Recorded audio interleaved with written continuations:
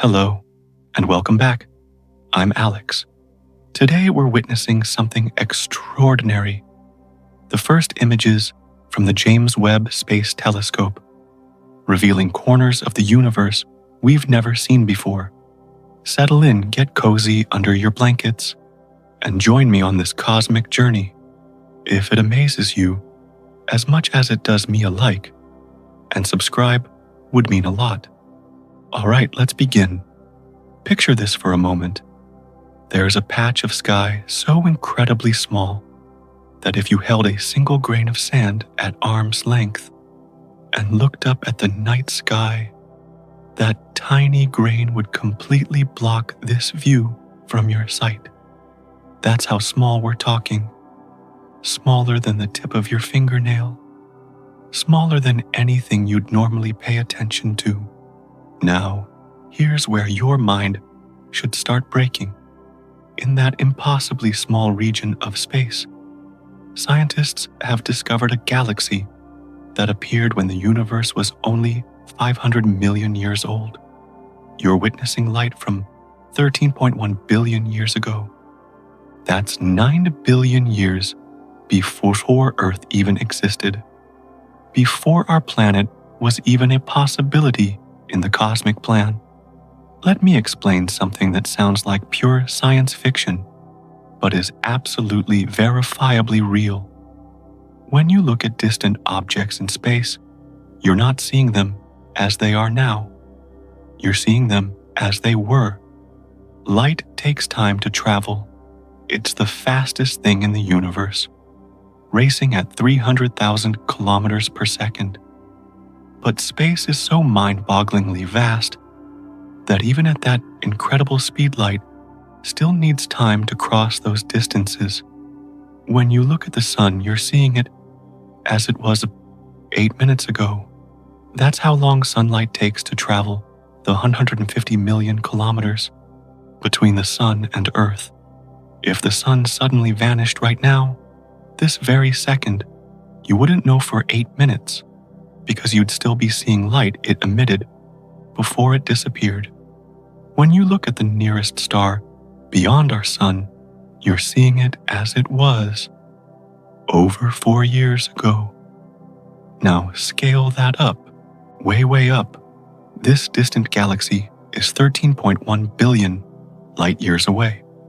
Every photon of light that just reached the James Webb Space Telescope left that galaxy 13.1 billion years ago and has been traveling through space ever since, through the endless void, through the expanding universe, for longer than your brain can truly comprehend. The James Webb Space Telescope captured this view in just 12 hours. When Hubble photographed this exact same patch of sky, it needed 10 days of continuous exposure, 10 full days of patiently collecting every photon it could find in the darkness. JWST did it in half a day.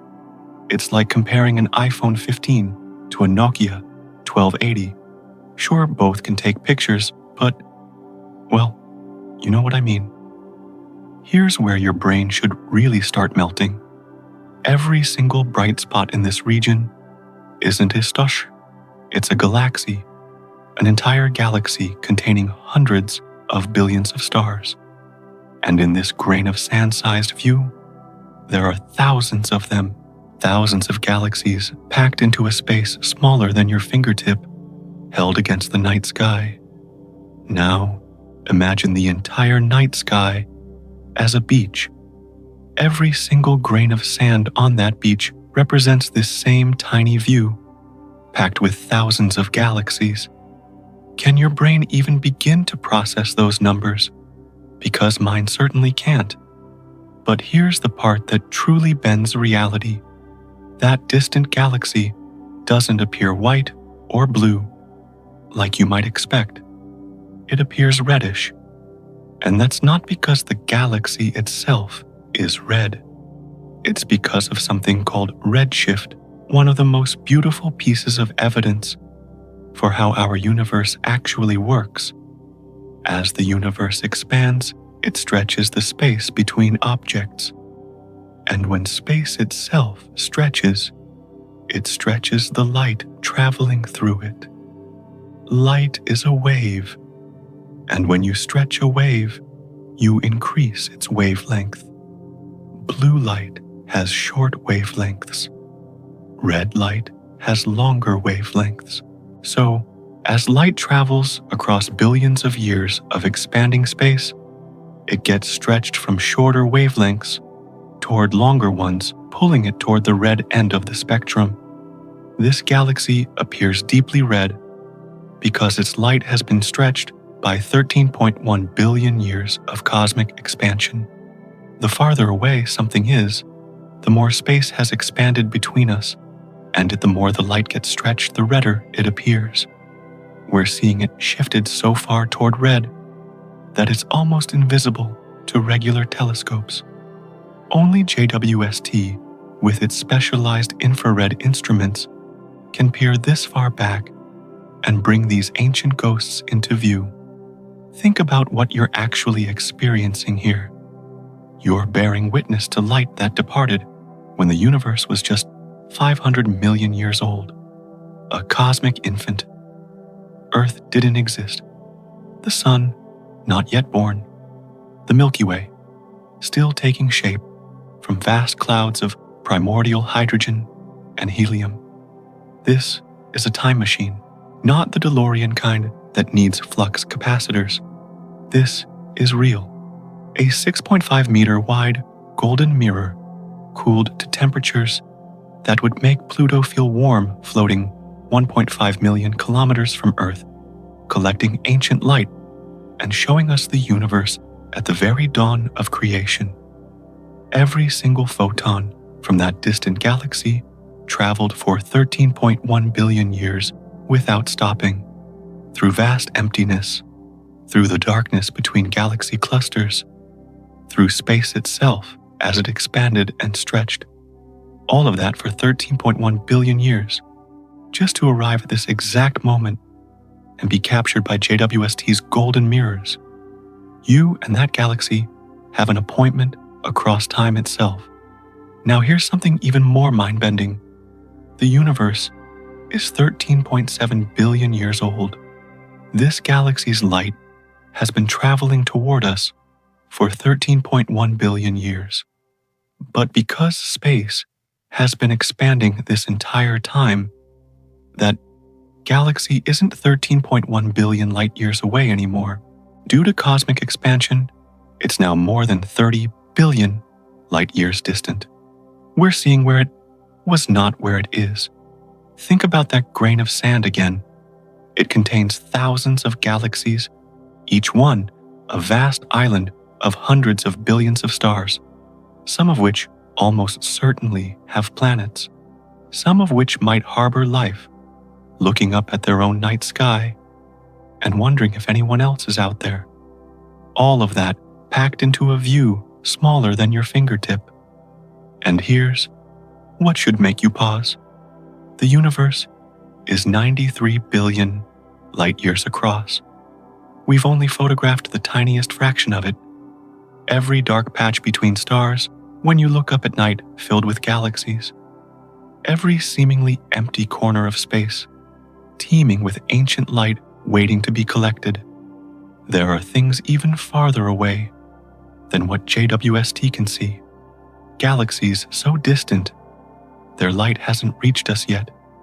Regions that will forever remain beyond our view, because they're receding faster than light can travel. Parts of the universe we will never observe, no matter how powerful our telescopes become. But what we can see is extraordinary. Webb's first deep field isn't just data. It's proof we live in a universe more vast, more ancient, more beautiful than our ancestors could have imagined when they looked at the same stars and told stories about gods and heroes. It's evidence that human curiosity can overcome the limitations of our biology. We can't see infrared light. We can't survive in space. We certainly can't travel 1.5 million kilometers to look through a telescope ourselves. But we can build machines that can. we can design instruments that see what we cannot. We can extend our senses across distances our ancestors would have called godlike. This is what makes us human. Not that we look up and wonder, but that we refuse to accept mystery as the final answer.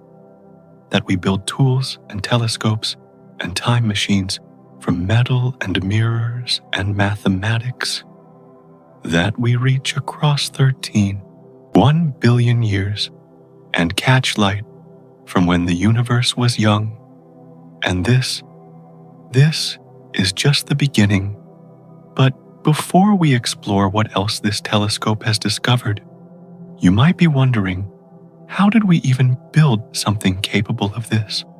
Let me tell you about the most nerve-wracking engineering project in human history. The James Webb Space Telescope cost $10 billion to build.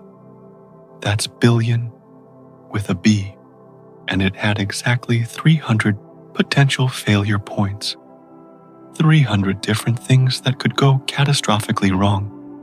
If any one of them failed, if a single motor jammed, if one sensor misread its data, if a deployment mechanism stuck, the entire mission would be over. 20 years of work gone. $10 billion wasted. The hopes of thousands of scientists and engineers crushed. No pressure, right? Here's what made this terrifying. JWST is huge. The primary mirror is 6.5 meters across, made of 18 hexagonal segments coated in gold. The sun shield, that massive barrier, keeping the telescope cold, measures 14 by 21 meters. When fully deployed, that's roughly the size of a tennis court. Now here's the problem. How do you fit something the size of a tennis court into a rocket? You can't just strap it on and hope for the best. So, what did engineers do? They folded it. Like origami. Imagine this scenario. You spend 20 years building the most complex, most precise, most expensive scientific instrument ever created. You test it exhaustively. You check every wire, every motor, every mirror segment. And then after all that, you fold it up. You compress this tennis court-sized masterpiece into a package small enough to fit inside a rocket nose cone. Then you bolt it to 300 tons of explosive fuel and light the fuse. And then after it reaches space, after it travels 1.5 million kilometers away, 4 times farther than the moon, you send a radio signal and pray it unfolds correctly, all on its own, automatically. Because here's the thing, there are no repair missions at that distance.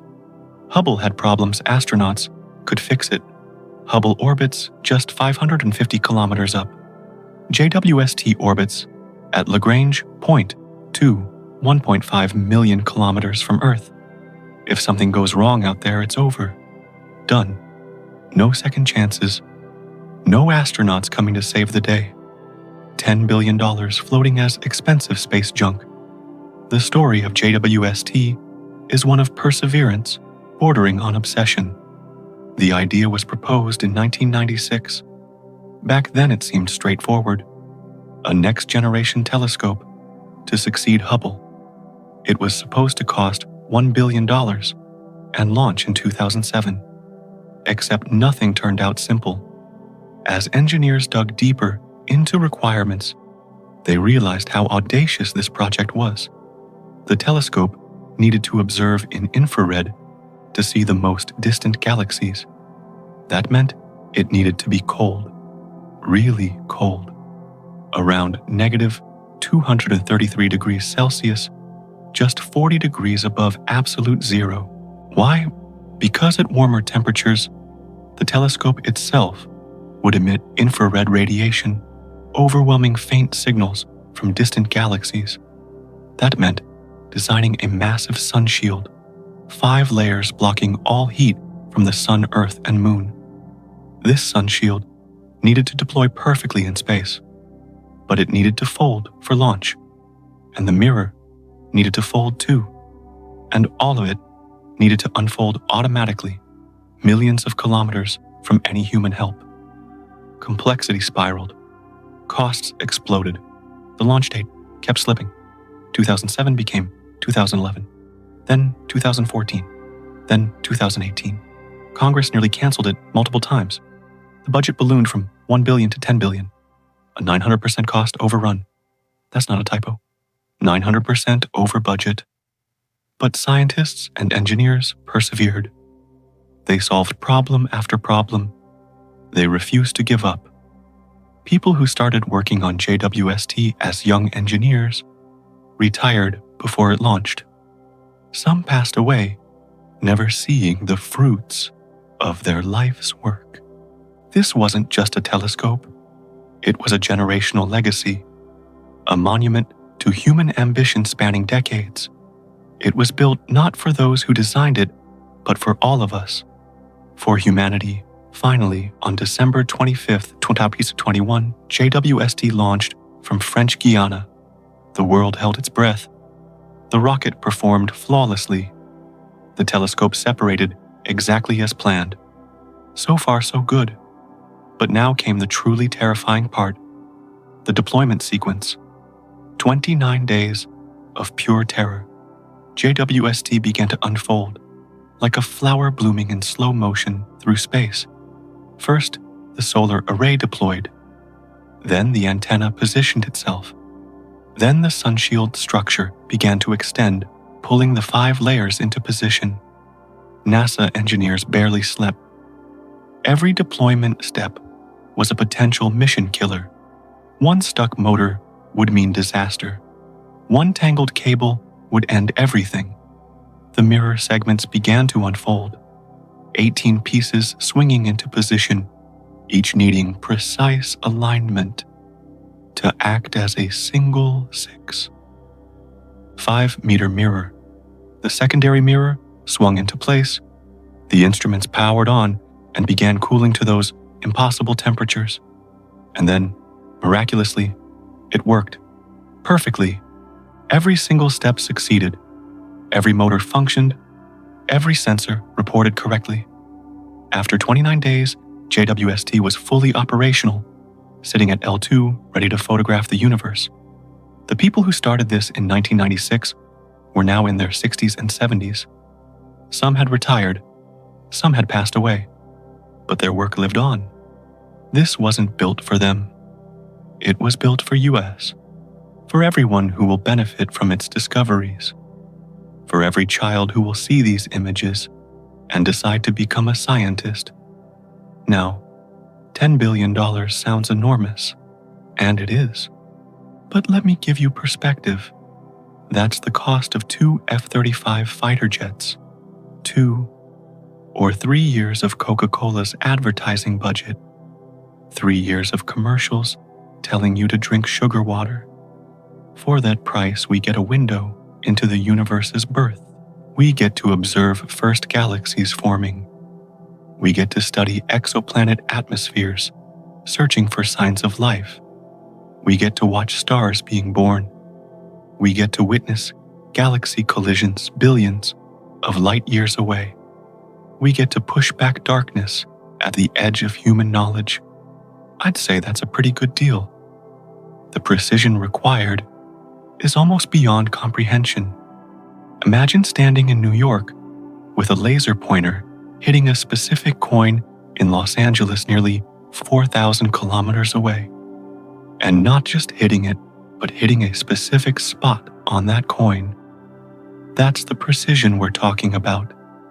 And this machine achieves that while floating in space, subjected to temperature swings of hundreds of degrees, operating completely autonomously 1.5 million kilometers away, with no possibility of repairs.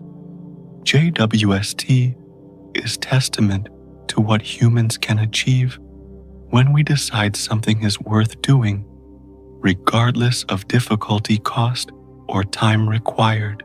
It's proof we can overcome impossible odds through careful planning, redundant systems, and sheer determination. And now that it's working, sending back images From 13 billion years ago, every dollar spent, every sleepless night, every moment of doubt was worth it. Every single bit.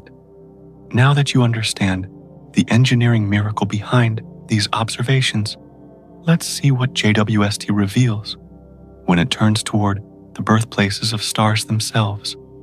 Now let's point that $10 billion telescope towards something even more spectacular, a place 7,600 light years away from us. That's 72 million trillion kilometers, if you're keeping track. And in this region of space, we're witnessing something that shouldn't be possible to see. We're watching stars being born. This is a place called the Cosmic Cliffs, part of the Carina Nebula. And when I say cliffs, I'm not talking about something you could climb in an afternoon. These peaks are 7 light years tall, 7 years, traveling at the speed of light to go from bottom to top.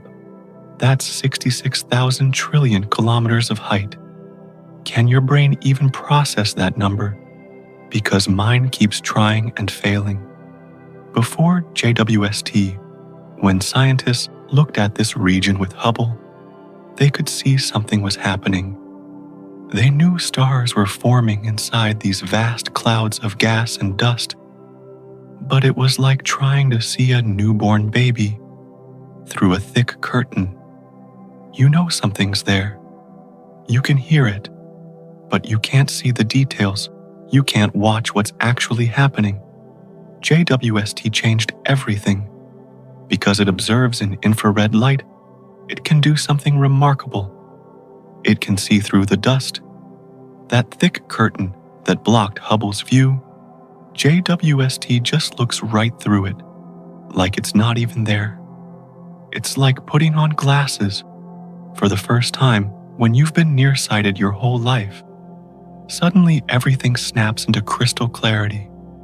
And what JWST revealed is absolutely breathtaking. Scientists discovered hundreds of protostars, baby stars still in the process of forming hidden inside these clouds. Stars that no one had ever seen before because they were wrapped in cosmic dust like protective cocoons. Imagine you're watching the delivery room of the universe. These massive clouds of gas are collapsing under their own gravity. As they collapse, they heat up. The pressure builds. The temperature climbs higher and higher, millions of degrees. And then, beam, a star ignites. Nuclear fusion begins in its core. Hydrogen atoms slam together to form helium, releasing enormous amounts of energy. A new sun is born. JWST is capturing this process exactly as it happens. For the first time in human history, we're not just seeing the aftermath. We're not looking at stars that finished forming millions of years ago.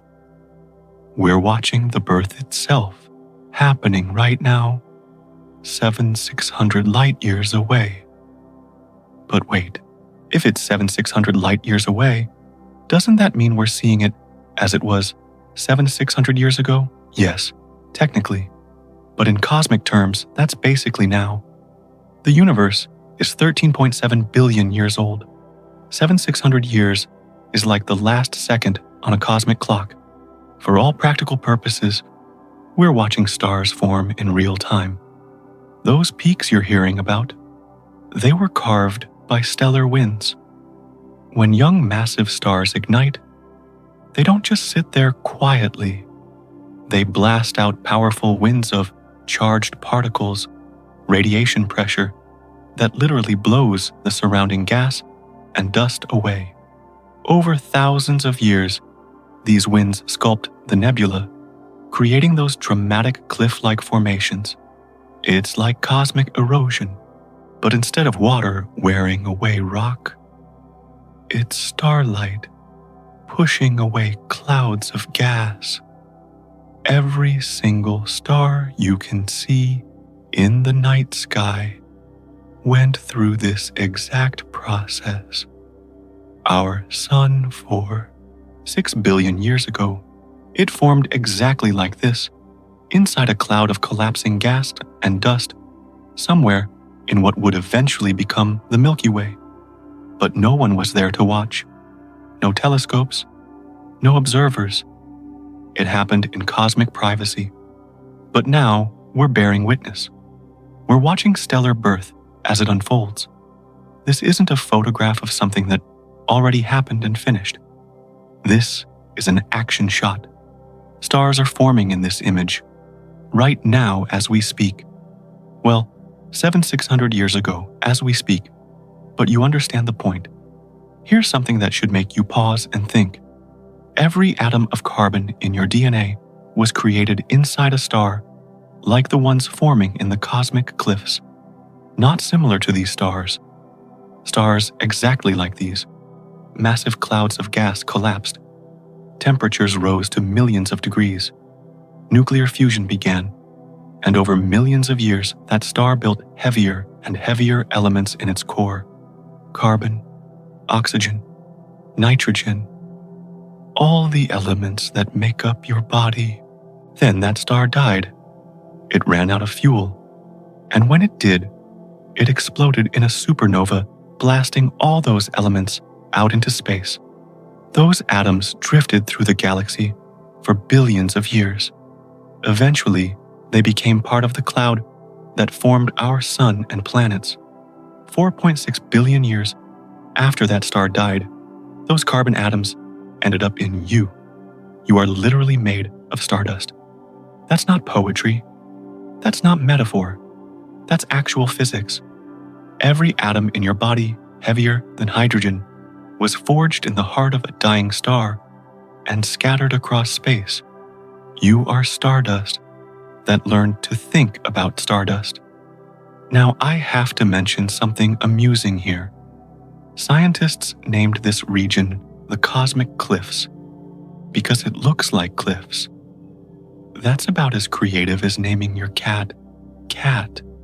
But in their defense, astronomers are brilliant at understanding the universe, not exactly known for their marketing skills.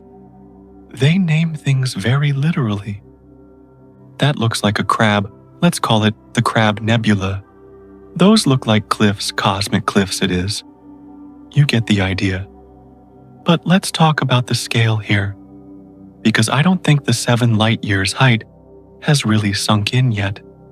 7 light years equals 66,000 trillion kilometers. If you got in your car right now and drove at 100 kilometers per hour, never stopping, never slowing down, never needing gas or food or sleep, it would take you 75 million years to reach the top.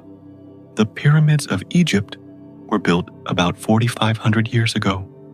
Multiply that by $16,000.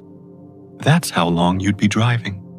The entire span of recorded human civilization multiplied by more than 1,000, and you're still not even close to comprehending the height of these cosmic cliffs. And remember, this is just one small region of one nebula. The Carina Nebula is much, much larger. This is just the edge, just one small section that JWST photographed. The entire nebula stretches across hundreds of light years. It's a stellar nursery on a scale that makes comprehension almost impossible. Hubble photographed this same region years ago, and the images were beautiful certainly. But compare Hubble's view to JWST's view, and it's like the difference between looking through a foggy window and having someone wipe that fog away. Suddenly you can see details that were always there, but completely invisible before. Individual protostars, columns of gas, jets of material being ejected from newly forming stars. All of it hidden before now, revealed in stunning clarity. This is what makes JWST so revolutionary. It's not just taking prettier pictures, it's revealing entirely new science. scientists are studying these images and discovering things about star formation they could only theorize about before. How exactly do massive stars form? What's the ratio of large stars to small stars in a given region? How do stellar winds affect the formation of nearby stars? All questions that JWST is helping answer. And here's the thing that fills me with wonder. Somewhere in the cosmic cliffs, right now, there might be stars forming that will live for trillions of years. Small red dwarf stars that burn their fuel so slowly, they'll outlive our sun by hundreds of times over. They're just being born now, and they'll still be shining long after our sun has died, long after Earth is gone, long after everything we know has turned to dust. We're witnessing the beginning of stories that will span trillions of years. But birth is only half the cosmic story. To truly understand the universe, we need to witness death as well. Death in space isn't like death on Earth. When a star dies, it doesn't simply cease to exist. It doesn't fade quietly into darkness. Instead, it goes out in a blaze of glory, so spectacular, so beautiful, that it creates some of the most stunning structures in the entire universe. Let me tell you about the Southern Ring Nebula, located about 2,500 light-years from Earth. This isn't a birthplace. This is a monument, a memorial to a star that used to be. What you're looking at is essentially the will and testament of a dying star. Before it died, this star didn't vanish silently into the night. Instead, it gave back everything it had. It expelled its outer layers in vast shells of gas, hurling hydrogen, helium, carbon, oxygen, nitrogen, all the elements it spent millions of years creating out into space. These elements will drift through the galaxy. They'll become part of new clouds of gas, and eventually they'll form new stars, new planets, maybe even new life. JWST discovered something fascinating about this nebula. There's actually a second star in the system that hasn't exploded yet. Scientists can see it there, and they know its time is coming. Eventually, perhaps in a few million years, it will also run out of fuel. And when it does, it will add its own layers to this cosmic artwork, creating an even more complex structure. This is the eternal circle of matter in the universe. The Big Bang created hydrogen and helium. The first generation of stars formed from those primordial elements. Inside their cores, nuclear fusion built heavier elements: carbon, oxygen, silicon, iron. When those stars died, they scattered those elements across space. The second generation of stars formed from clouds now enriched with these heavier elements, creating even more complex chemistry. When they died, they added even more to the cosmic mix. Our sun is a third or fourth generation star. It formed from a cloud already rich in heavy elements created by previous generations of stars. That's why it could form planets. That's why Earth exists. That's why you exist.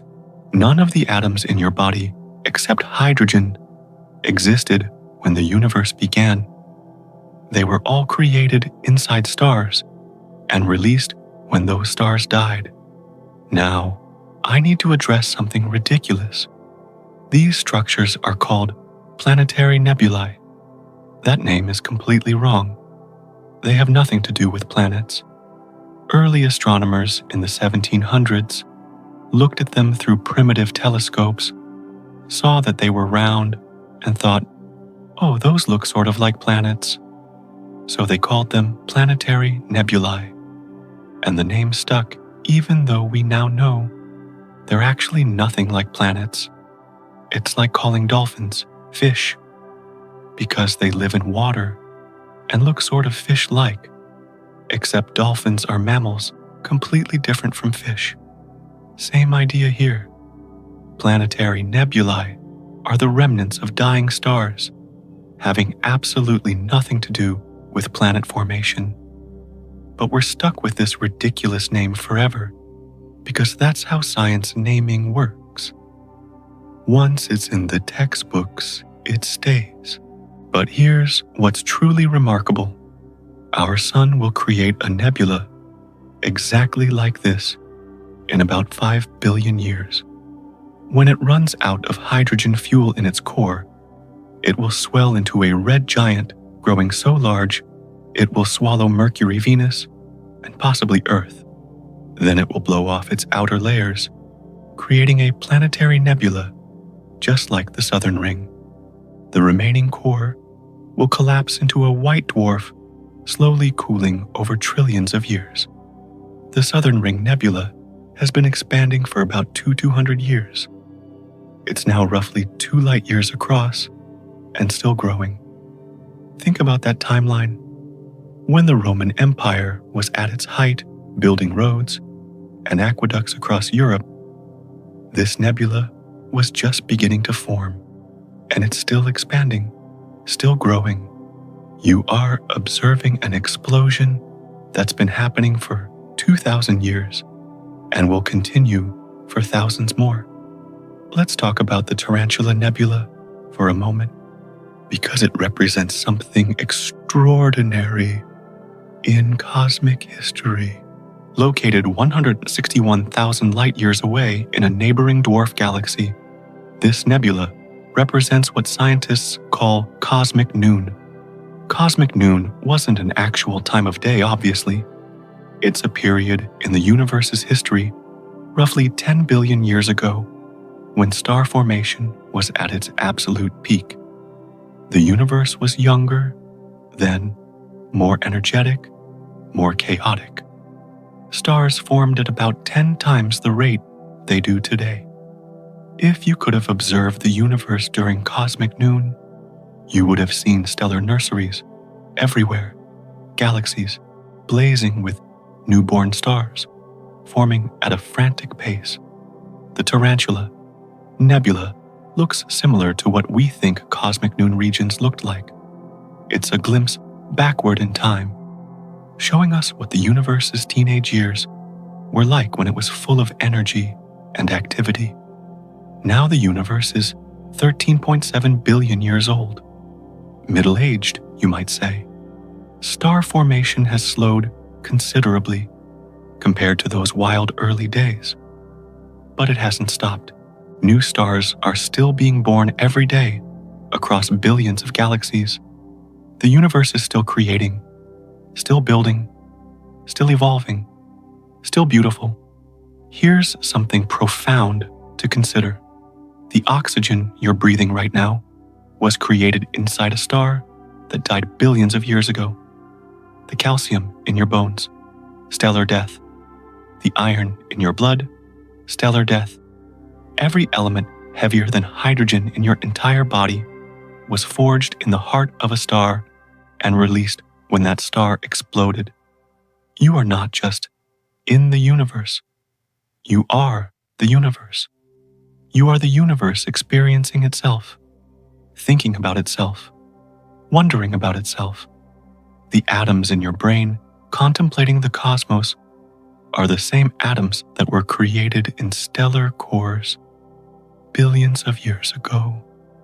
It's all connected in the most literal sense possible. The cycle continues eternally. Stars are born in nebulae, like the cosmic cliffs. They live for millions or billions of years, creating heavier elements through nuclear fusion. They die, returning those elements to space through planetary nebulae or supernova explosions. Those elements become part of new clouds. New stars form, new planets form, and on at least one of those planets, those stellar elements organize themselves into something capable of looking back up at the stars and understanding where they came from. That's us. We are the universe's way of knowing itself. We've watched stars being born and witnessed their deaths. But the universe has one more spectacular show to offer. Something so vast, it makes everything we've seen so far look small. If you thought watching stars being born and dying was spectacular, let me show you something that operates on an entirely different scale of cosmic violence. A place where entire galaxies, each containing hundreds of billions of stars, are crashing into each other right before our eyes. This is Stephan's Quintet, a grouping of 5 galaxies located roughly 290 million light-years from Earth. Well, technically it's 4 galaxies in one group and one imposter. One of them appears to be part of the group, but is actually much closer to us, just happening to line up. From our perspective, it's a cosmic optical illusion, a foreground object photobombing a distant family portrait. But the real story here is the other 4, and among those 4, 2 are currently engaged in a collision so violent, so energetic, that it defies human comprehension. Imagine 2 cities, each the size of our entire Milky Way galaxy, hurtling toward each other at millions of kilometers per hour. You'd expect a catastrophic explosion, right? A cosmic demolition derby of unimaginable proportions. That's not what happens. Instead, they pass through each other like 2 enormous swarms of bees flying through each other.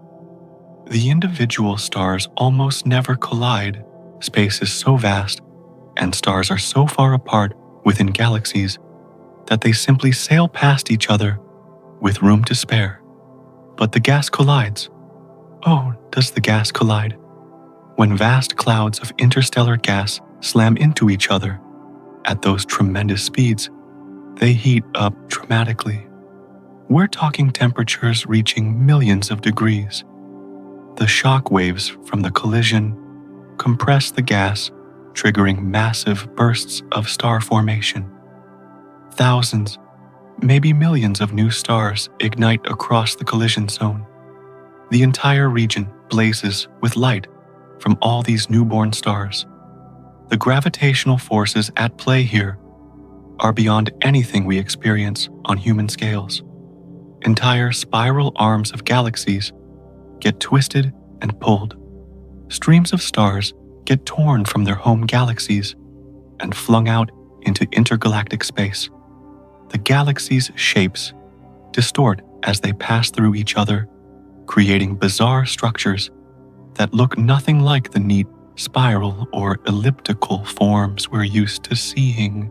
JWST captured this cosmic collision by stitching together almost 1,000 separate images into a single masterpiece.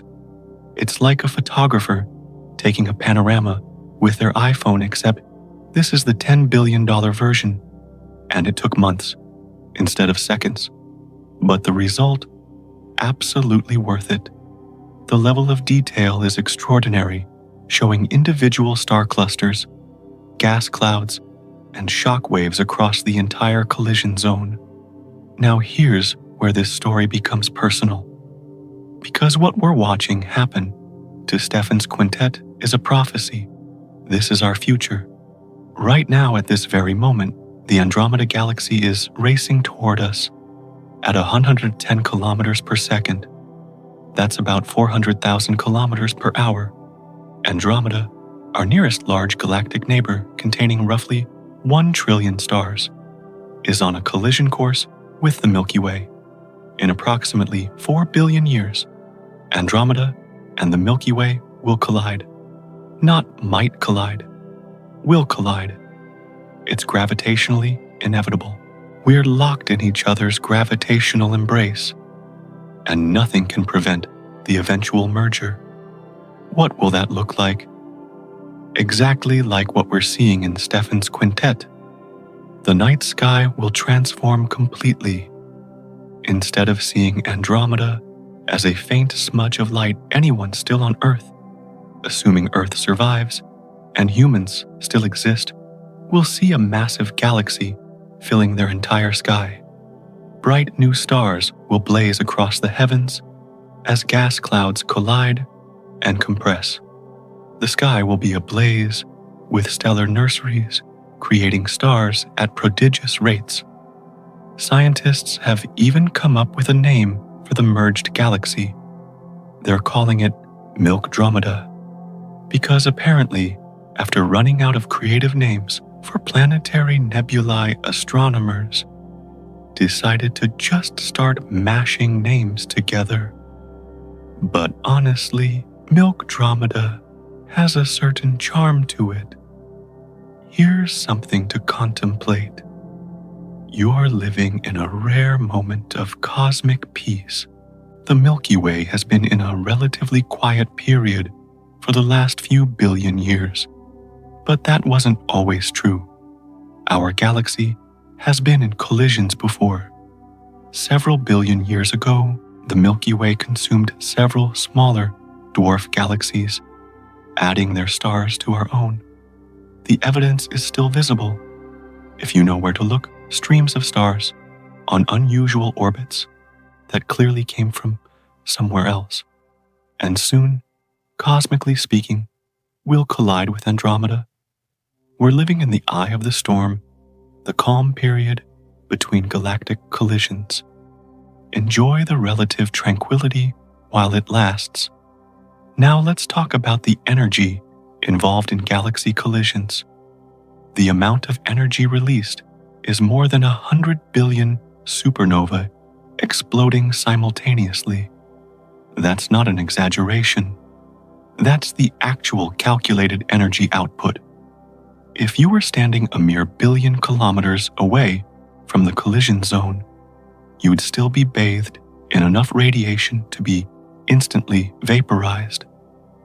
This isn't a traffic accident. This is a catastrophe on cosmic scales. Individual stars almost never hit each other because space is mostly empty, but gravity affects everything. Stars get flung around, thrown onto new orbits, sometimes ejected entirely from their galaxies into the dark void of intergalactic space. Imagine being on a planet around one of those ejected stars, watching your entire galaxy recede into the distance as you're cast out into the darkness between galaxy clusters. The gas collision is where the real action happens. When giant molecular clouds slam together, they compress. That compression triggers gravitational collapse. Regions of the cloud become dense enough to start forming stars. And because there's so much gas involved in a galaxy collision, you get massive starbursts, periods where new stars form at rates hundreds or thousands of times higher than normal. The collision zone lights up with a brilliant blue-white light of countless massive young stars. Some of these stars will be so massive they'll only live a few million years before exploding as supernovae.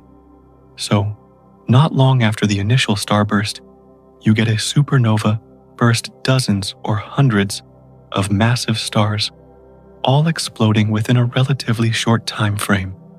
Each explosion enriches the surrounding gas with heavy elements, which become incorporated into the next generation of stars forming in the turbulent aftermath.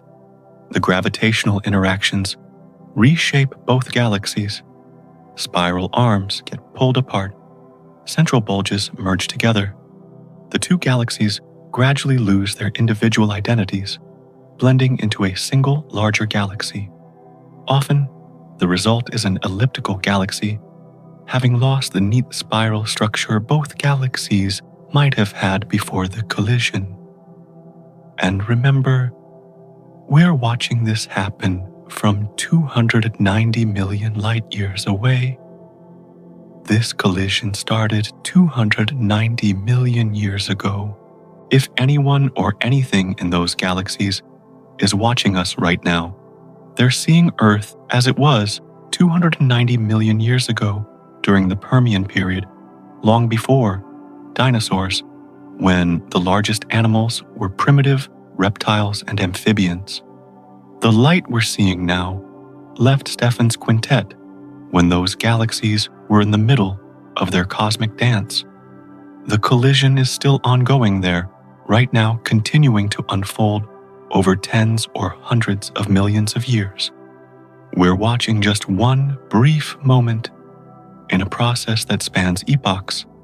Stefan's quintet is a preview, a glimpse into our own distant future. In 4 billion years, if humans or their descendants still exist, they'll witness firsthand what we're now seeing from hundreds of millions of light years away. The sky will become a brilliant showcase of cosmic violence and creation, death, and birth, destruction, and renewal, all happening on the grandest scales imaginable. And here's the beautiful thing. Despite all this talk of collisions and catastrophes, life on Earth will probably be fine during the collision itself. Remember, stars almost never actually hit each other. Our sun will likely sail through the chaos unscathed, its planets still orbiting safely. The bigger threat is that our sun will be nearing the end of its life by then, anyway, swelling into a red giant and potentially engulfing Earth. The galaxy collision is actually the least of future Earth's problems. So we've journeyed from viewing light 13 billion years old, to watching stars being born, to witnessing stellar death, to observing galaxy collisions.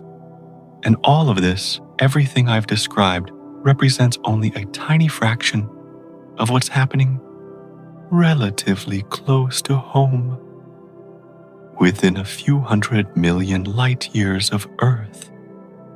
But the universe is 93 billion light years across, vast, beyond any true comprehension. And Hubble has pushed even farther than JWST in some ways, finding objects at the very edge of the observable universe, places where light from 13.5 billion years ago is only just now reaching us, where the most distant star ever observed bears a name from ancient legend, Arendelle, the morning star. Are you ready to go even farther, to push past the spectacular images of JWST and journey to the absolute limits of what Hubble can show us, to travel to distances where even the stars themselves become too faint to see individually, where only entire galaxies serve as beacons in the dark? Then let's continue this journey, because we've only just begun. Now, JWST is remarkable for seeing the universe's earliest moments, but there's another telescope that deserves its moment in the spotlight, a telescope that's been faithfully orbiting Earth since 1990, sending back breathtaking images for over 3 decades, a telescope that changed everything we thought we knew about the cosmos. I'm talking about Hubble, the grandfather of space telescopes. And while it can't peer quite as far back in time as JWST, Hubble has shown us wonders that still take our breath away. Let me take you 3,800 light years from Earth to a place called the Butterfly Nebula, officially designated NGC 6302. And when you hear that name, you might think, oh, another case of astronomers being overly literal with their naming. But this time, they actually got it right. This nebula genuinely looks like a cosmic butterfly, with vast wings of glowing gas stretching out across space. But here's what makes this butterfly special. Those aren't wings in any biological sense. They're the outer layers of a dying star that were violently expelled into space. A star that used to be perhaps 5 or 10 times the mass of our sun ran out of fuel, and when it did, it didn't go quietly. It blasted its outer envelope into space at tremendous speeds, creating these spectacular, wing-like structures. The nebula has been expanding for about 2,200 years now. Those wings are currently about 2 light-years wide from tip to tip. That's roughly half the distance from our sun to the nearest star. And they're still growing, still spreading outward, carrying with them all the elements that star created during its lifetime. The colors you'd see in Hubble's images are absolutely stunning. Brilliant blues and teals dominate the structure. But these aren't arbitrary colors, chosen by artists to make things look pretty. These colors tell us about the chemistry of the gas, about its temperature, about what elements are present. The beautiful blue comes from oxygen atoms that have been stripped of some of their electrons by intense ultraviolet radiation from the dying star's exposed core. When these oxygen ions recapture electrons, they emit light at very specific wavelengths, creating that distinctive blue-green glow. Different elements create different colors. Hydrogen glows red. Sulfur glows red-orange. Nitrogen glows red. Oxygen glows blue-green. By analyzing these colors, scientists can determine exactly what the dying star is made of, what elements it created during its lifetime. And here's something fascinating about stellar colors in general. Blue stars are hotter than red stars. It's exactly like a gas stove flame. The blue part of the flame is hotter than the red-orange part. Blue stars burn at surface temperatures of 20,000 or 30,000 degrees Celsius. Red stars burn at relatively cool temperatures, maybe 3,000 degrees. Our yellow sun sits in the middle at about 5,500 degrees. But let's shift our view from this dying star to something on the opposite end of the stellar life cycle. Let me introduce you to Pismis 24, a cluster of extraordinarily massive, extraordinarily hot blue stars. These stars are monsters. Each one is at least 3 times the mass of our sun, some much more. And because they're so massive, they burn incredibly hot. Their surfaces reach temperatures of 40,000 degrees Celsius or more. They shine with a brilliant blue-white light, absolutely blazing with energy. For a while, scientists thought one particular star in this cluster, designated Pismis 24-1, was the most massive star ever discovered. They calculated it at nearly 300 solar masses, which would make it an absolute behemoth, right at the theoretical upper limit of how massive a star can get before it becomes unstable. But then with better observations and higher resolution images, they realized something. Pismis 24-1 wasn't one star. It was 3 stars all extremely close together, so close they appeared as a single point of light in earlier observations. Each individual star, still massive, around 100 solar masses, making them some of the largest stars known, but not quite the record breaker they initially thought. Still, these are extraordinary objects. Stars this massive don't live long. They burn through their fuel at prodigious rates. A star with 100 solar masses might live only a few million years compared to our sun's 10 billion year lifespan. They're cosmic mayflies, brilliant and powerful, but ephemeral. Pismis 24 sits within a larger region called NGC 6357, and this place is a cosmic nursery on a grand scale. This is a star-forming region, a place where new stars are being born, right now. Not just a few stars, but hundreds, maybe thousands.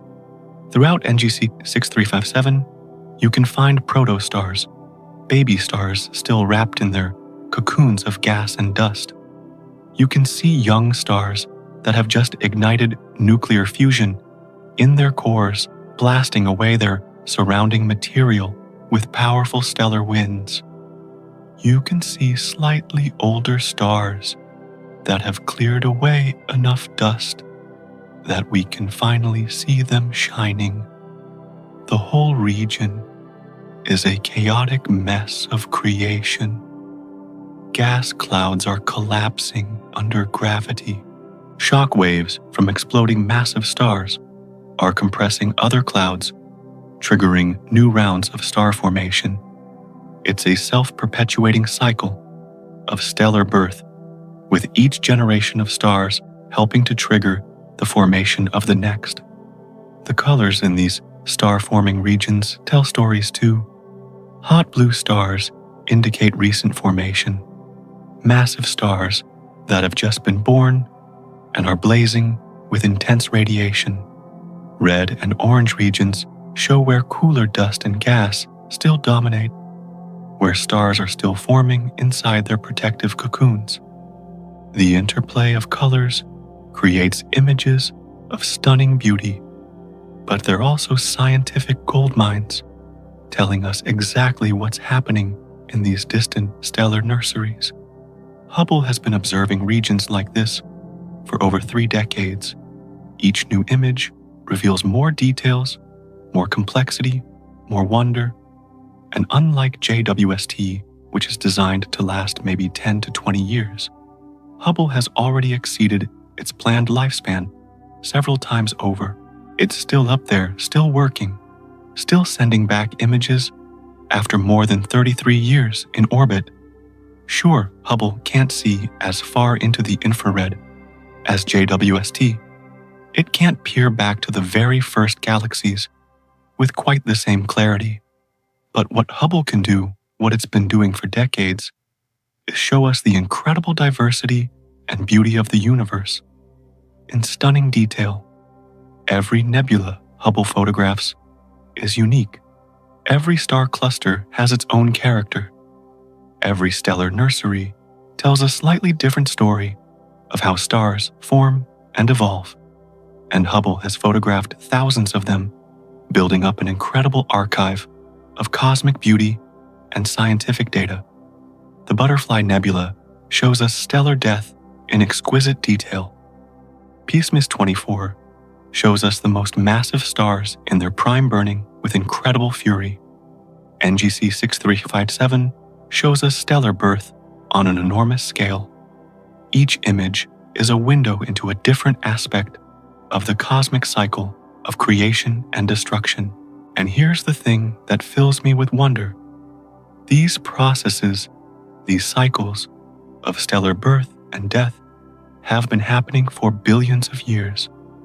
They happened before Earth formed. They'll continue long after Earth is gone.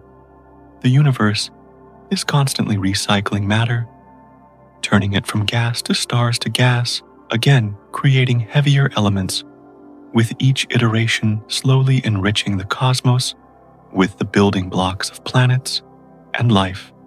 We're witnessing a universe that's alive, not in the biological sense, but in the sense of constant motion, constant change, constant creation. Nothing is static. Everything is in flux. Stars are born, stars die, galaxies collide, new structures emerge from the chaos. Hubble has given us a front row seat to watch this cosmic dance unfold. For over 3 decades, it's been humanity's eye on the universe, showing us things our ancestors could never have imagined. And it's still up there, still observing, still adding to our understanding of the cosmos. The Butterfly Nebula is just one example among thousands, but it perfectly encapsulates what makes Hubble so special: the ability to capture not just the grand cosmic events, but the intricate details, the delicate structures in the wings of gas, the subtle variations in color and brightness, the fine filaments and knots in the expanding material. These aren't just pretty pictures. Each one contains years' worth of scientific data. Each color, Each structure, each pattern tells us something about the physics of dying stars, the chemistry of stellar ejecta, the dynamics of expanding nebulae. Scientists will be studying these images for decades to come, extracting new insights, refining their models, pushing forward our understanding. And Pismis 24, those massive blue monsters, they're cosmic experiments in the upper limits of stellar mass. By studying stars like these, we learn about the most extreme physics, about how matter behaves under the most intense conditions. We learn about the limits of what's possible in our universe.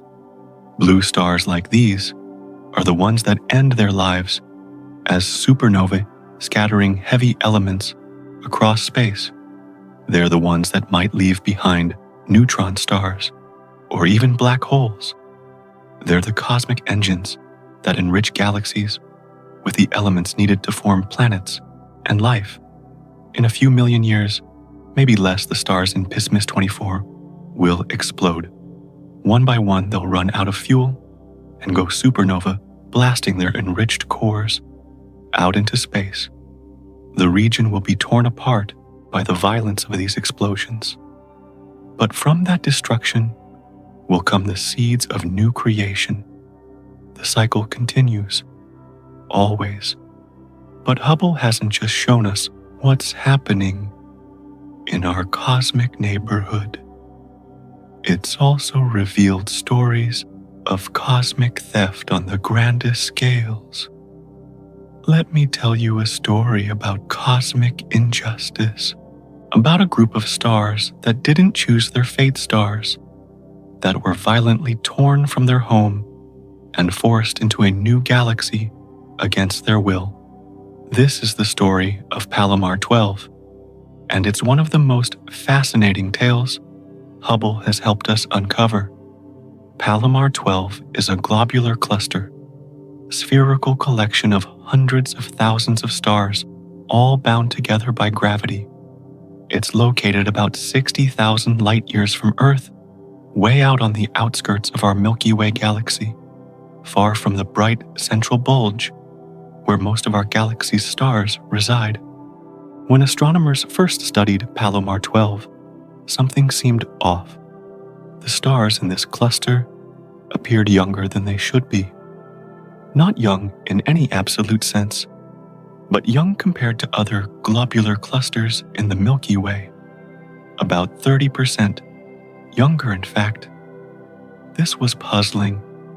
Globular clusters are supposed to be ancient. They're some of the oldest structures in any galaxy, formed in the early days of galactic history. Most of the Milky Way's globular clusters are about 12 or 13 billion years old, nearly as old as the universe itself. So why was Palomar 12 noticeably younger? The answer, it turns out, is dramatic. Palomar 12 isn't native to the Milky Way at all. It was kidnapped. About 1.7 billion years ago, Palomar 12 was orbiting peacefully in the Sagittarius Dwarf elliptical galaxy, a small galaxy that was minding its own business somewhere in the cosmic neighborhood. But then it got too close to the Milky Way. And when a small galaxy gets too close to a large galaxy, bad things happen. The Milky Way's gravity is immense.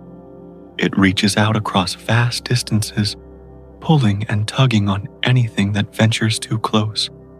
The Sagittarius Dwarf galaxy came within range of that gravitational pull, and the Milky Way began to tear it apart. This is what astronomers call tidal disruption. It's like ocean tides on Earth, but on a galactic scale. The Milky Way's gravity pulls harder on the near side of the Sagittarius Dwarf than on the far side. This difference in gravitational force stretches the smaller galaxy, pulling it into long streams of stars. Over hundreds of millions of years, the Sagittarius Dwarf has been getting ripped to shreds. Stars are being torn away from it in long tidal streams, and some of those stars including the entire Palomar 12 globular cluster, ended up being captured by the Milky Way. So Palomar 12 is now orbiting our galaxy. It's become part of the Milky Way's collection of globular clusters. But it didn't originate here. It's an immigrant forcibly relocated from its home galaxy. It carries with it the chemical signatures of its birth galaxy, slightly different from the Milky Way's native stars. A permanent reminder of where it came from. And here's the thing. Palomar 12 isn't alone. Scientists now believe that hundreds of globular clusters might have been stolen from other galaxies over the Milky Way's history. Our galaxy is a cosmic thief, stealing star clusters from its smaller neighbors whenever they venture too close. The Sagittarius Dwarf Elliptical Galaxy is still out there, still being torn apart. It's been making repeated passes through the Milky Way's outer regions for billions of years. Each time it passes through, it loses more stars. Eventually, probably within the next few billion years, it will be completely absorbed. It will cease to exist as a separate entity, its stars scattered throughout the Milky Way. This might sound violent, and in a sense it is, but it's also how large galaxies, like the Milky Way, grow. They consume their smaller neighbors. They pull in gas and stars from the intergalactic medium. They collide with other galaxies and merge. Galactic evolution is a story of constant growth through consumption. Sometimes even stars themselves have to move houses, not because they want to, but because gravity forced them to. They get evicted from their home galaxy and relocated to a new one, where they'll spend the rest of their lives as cosmic refugees. Palomar 12's story is like a child being taken from their birth family and raised by a different family. The stars in that cluster formed in the Sagittarius Dwarf. That was their home. They orbited that galaxy for billions of years. But then circumstances beyond their control forced a move. Now they orbit the Milky Way instead, surrounded by unfamiliar stars in a galaxy that wasn't their birthplace. And here's something that makes you think. The same thing is going to happen to us. Remember earlier when I mentioned the Andromeda Galaxy is heading toward us? When Andromeda and the Milky Way collide in about 4 billion years, the same tidal disruption will occur. Star clusters will be torn from one galaxy and captured by the other. Some of our globular clusters might end up orbiting the merged Milkdromeda galaxy in completely different regions than they do now. If humanity or its descendants are still around 4 billion years from now, and if they're observing the sky during the collision, they might watch in real time as star clusters get flung around by the gravitational chaos. They might see cosmic kidnappings happening right before their eyes. The forces involved in these galactic interactions are almost impossible to comprehend. We're not talking about the gravity you experience standing on Earth. We're talking about the combined gravitational pull of hundreds of billions of stars all acting together. The total mass of the Milky Way is estimated at about 1.5 trillion times the mass of our Sun. That's the gravitational force that reached out and grabbed Palomar 12. And the Sagittarius Dwarf is still dying, still being destroyed. Its remaining stars trace out long streams across the sky, marking the path of its orbit as it gradually dissolves. Scientists can map these streams following them like breadcrumb trails, reconstructing the history of the collision.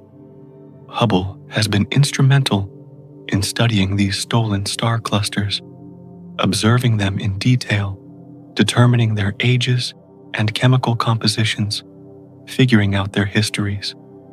Each cluster tells a story of galactic cannibalism, of cosmic violence playing out over billions of years. Palomar 12 is like the kid who got adopted into a new family, and now, generations later, nobody remembers where they originally came from, except we do, because we have Hubble, because we have the tools to look back in time, to trace the origins of these stars, to uncover their hidden histories. And the story continues. Right now, the Milky Way is in the process of absorbing several small dwarf galaxies. The Sagittarius dwarf is the most dramatic example, but there are others. Each one is gradually being torn apart, its stars scattered throughout our galaxy. Each one is contributing to the Milky Way's growth. This is how galaxies evolve. Not peacefully, not gently, but through violent interactions and mergers, through the strong consuming the weak, through cosmic theft on the grandest scales. It's not pretty, but it's how the universe works. Sometimes even the stars don't get to choose their homes. Sometimes the universe decides for them, ripping them from everything they knew and forcing them into a new cosmic neighborhood. Palomar 12 and its hundreds of thousands of stars are living proof of that cosmic injustice. But they endure. They continue to orbit. They continue to shine. And now they're part of a new galaxy, their story preserved in the patterns of their light, waiting for observers curious enough to uncover their hidden past. From stolen stars to stranger things still. Let's journey farther out, to where galaxies take shapes that shouldn't be possible. We've traveled 60,000 light years to see stolen stars. Now let's go much, much farther. Let's journey 30 million light years from Earth to witness one of the most elegantly beautiful galaxies in the entire universe. This is the Sombrero Galaxy, officially designated 104, and the name is absolutely perfect because when you view it from our perspective, it genuinely looks like a Mexican sombrero hat floating in space, a wide-brimmed hat made of stars. The Sombrero Galaxy shows us something we don't typically see when we look at galaxies. We're viewing it almost exactly edge-on from the side rather than from above or below.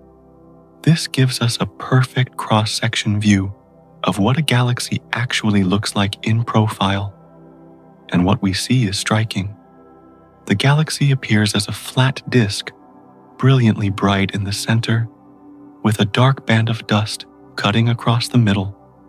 Like the brim of a hat, the central bulge glows with the combined light of billions of old yellow and red stars packed densely together. The dust lane marks the galaxy's disk, where younger stars and stellar nurseries reside. Now you might wonder why galaxies are flat like this in the first place. After all, planets are spherical, moons are spherical, stars are spherical. Why aren't galaxies spherical too? The answer is rotation and something called conservation of angular momentum. Imagine you're holding a string with a ball attached to the end. If you start spinning around, the ball flies outward, pulled by centrifugal force. The faster you spin, the more the ball wants to fly away. That's conservation of angular momentum in action. Galaxies work similarly. When a galaxy forms, it's rotating.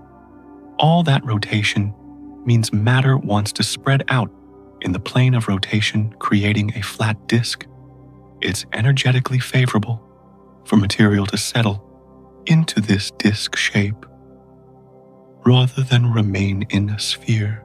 Over billions of years, gravity and rotation work together to flatten the galaxy into the disk shape we see. The Sombrero Galaxy's disk is about 50,000 light-years across roughly half the size of our Milky Way. But what makes it special is that dust lane. It's so prominent, so distinct, that it dominates the entire visual appearance of the galaxy. The dust absorbs light from stars behind it, creating that dramatic dark band cutting across the bright starlight. At the galaxy's center lies a supermassive black hole, weighing in at about 1 billion times the mass of our Sun. That's massive, even by supermassive black hole standards. It's one of the most massive black holes in our cosmic neighborhood. Now let's travel more than twice as far. Let's go 65 million light-years to see something that shouldn't exist, a galaxy that breaks the rules, a ghost among galaxies. This is NGC 1052 DF2, and scientists call it the Ghost Galaxy. For good reason. It's so diffused, so spread out, that you can see other galaxies clearly through it. It's almost transparent. But that's not the strangest thing about it. NGC 1052 DF2 appears to have no dark matter. None. And that shouldn't be possible. Let me explain. Dark matter is the invisible stuff that makes up about 85% of all matter in the universe. We can't see it directly. It doesn't emit light or absorb light, but we know it's there because of its gravitational effects. Galaxies rotate faster than they should, based on their visible matter alone. The only explanation is that there's much more matter there than we can see. Dark matter. Every galaxy we've ever observed is embedded in a massive halo of dark matter. The dark matter provides the gravitational scaffolding that holds galaxies together. Without it, galaxies shouldn't be able to exist in the forms we see them. But NGC 1052 DF2 apparently doesn't have any, or at least it has so little that it's undetectable. The stars in this galaxy move at speeds consistent with only the visible matter being present. There's no evidence of significant dark matter at all. This discovery has sent shockwaves through the astronomy community. Some scientists question whether the measurements are correct. Others suggest maybe this galaxy was stripped of its dark matter through some violent interaction. Still others wonder if this is evidence that our understanding of dark matter is incomplete. The galaxy appears ghostly, almost supernatural. Its stars spread out in a diffuse cloud rather than concentrated in a tight spiral or elliptical form. You can literally see through it to the galaxies beyond. It's like looking at a chalk outline on a blackboard, the suggestion of a galaxy rather than a solid presence. Whatever the explanation, NGC 1052 DF2 is forcing us to reconsider some fundamental assumptions about how galaxies form and evolve. It's a cosmic anomaly, a puzzle that doesn't fit our current understanding. Now let's push much farther out. Let's travel 300 million light-years to one of the largest structures in our cosmic neighborhood. This is the Coma Cluster, and it's absolutely packed with galaxies. When I say packed, I mean it contains over 1,000 galaxies, all bound together by gravity. That's not 1,000 stars. That's 1,000 galaxies, each containing hundreds of billions of stars, all of them orbiting a common center of mass, all held together by the mutual gravitational attraction of the entire clusters. The Coma Cluster is actually historically significant beyond just its impressive galaxy count. This is one of the first places where scientists found evidence for dark matter. Back in the 1930s, astronomer Fritz Zwicky was studying the motions of galaxies in this cluster. He measured how fast they were moving and did some calculations. And he found something disturbing. The galaxies were moving way too fast. Based on the visible matter in the cluster, the galaxies should have flown apart long ago. The gravity from the visible galaxies wasn't strong enough to hold the cluster together at those velocities. The only explanation was that there must be much more matter present than could be seen. Dark matter. At the time, nobody believed him. The idea seemed too outlandish.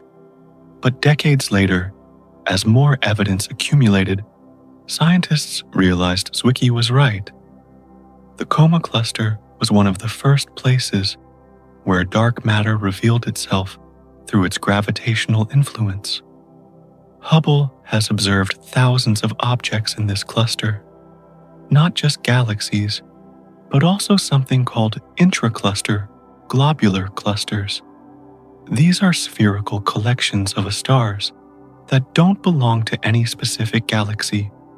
They're orphaned floating freely in the space between galaxies. Within the cluster, they're bound to the cluster as a whole, rather than to individual galaxies. How did they get there? Probably through violent interactions. When galaxies within the cluster pass close to each other, their gravitational interactions can rip globular clusters away from them, flinging them out into intergalactic space. These freed clusters then orbit within the cluster as a whole cosmic refugees without a home galaxy. Think about the scale here. We've traveled 300 million light years from Earth. That's far, really far. But here's the thing that should make you pause and take a deep breath. We're going to go 30 times farther than this. The objects we're about to discuss are 30 times more distant than the Coma Cluster.